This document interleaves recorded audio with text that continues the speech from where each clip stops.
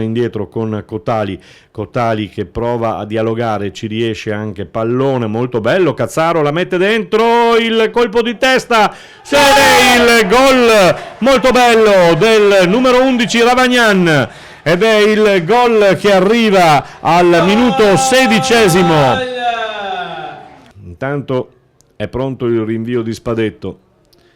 Al 29esimo, quasi alla mezz'ora di gioco, sul risultato di 1-0, De Zotti mette dentro il pallone, De Zotti raddoppia al minuto 30, è un De Zotti che è stato servito molto molto bene. Ancora per noi, con il numero 10.